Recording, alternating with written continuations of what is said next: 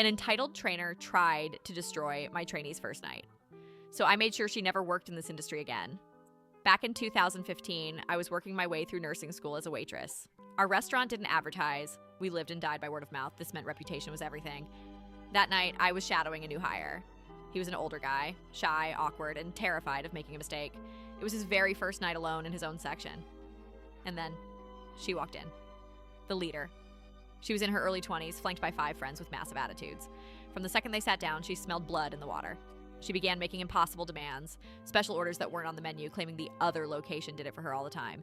My trainee was drowning. He was panicked, shaking, was nearly ready to quit on the spot. I stepped in, covering his other table so he could focus on her. I thought she was just a Karen. But then it got dark. He came back to the kitchen, nearly in tears, asking how to process an employee discount. I froze. Employee?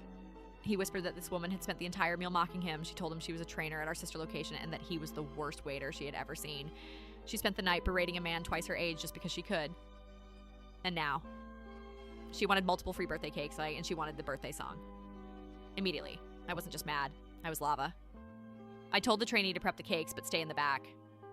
I went straight to my manager, a man who did not play games when it came to his staff. When I told him one of our own trainers was bullying a new hire for sport, his face went stone cold.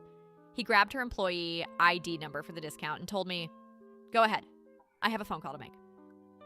I gathered every single person in that building, the servers, the bussers, even the dishwasher. We walked out to that corner table. The leader had this self-satisfied smirk on her face, thinking she had won. Then we sang. We didn't just sing. We screamed. 18 employees circled around a tiny table in a concrete corner, shrieking the restaurant's birthday song at the top of our lungs. It was an audio onslaught. The smirk vanished. They covered their ears, wincing in actual physical pain as the sound bounced off the walls and shattered their eardrums. We didn't stop. We roared until our throats were raw. But the real gift? It wasn't the song. As the ringing in her ears faded, my manager walked over and handed her the desk phone. "It's for you," he said. It was her general manager.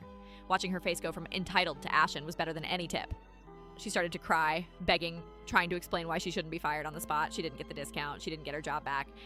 And she definitely didn't get to treat my trainee like garbage ever again. As for me, it's been 10 years, and the memory of her tears still makes me smile.